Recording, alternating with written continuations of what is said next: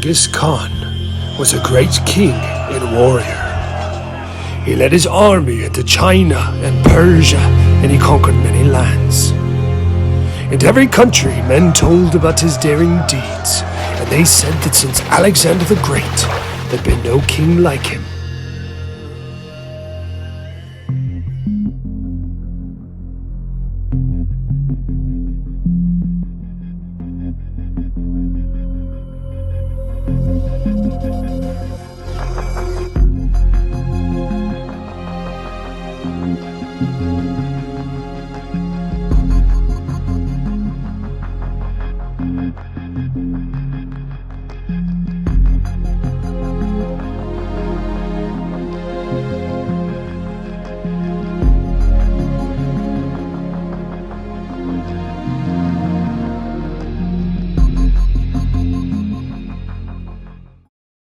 One morning, when he was home from the wars, he rode out into the woods to have a day's sport. It was a merry hunting party. On the king's wrist sat his favorite hawk, for in those days, hawks were trained to hunt. At a word from their masters, they would fly high up into the sky and look for the prey. And if they chanced to see a deer or a rabbit, they would swoop down upon it, as swift as any arrow. All day long, Genghis Khan and his huntsmen rode through the woods, but they did not find as much game as they expected. Toward the evening, they started for home. The king had often ridden through the woods and knew all the paths. So while the rest of the party took the nearest way, he went by a longer road through the valley and between two mountains. The king rode slowly along. His pet hawk had left his wrist and flown away. He would be sure to find his way home again. He had seen a spring of clear water near the pathway. Trickling down over the edge of a rock came one drop at a time. The king leapt from his horse and took out a silver cup from his hunting bag, and he held it ever so slowly to catch the falling drops.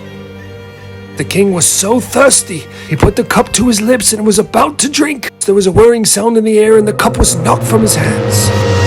Water was spilled all over the ground. The king looked up. It was his pet hawk.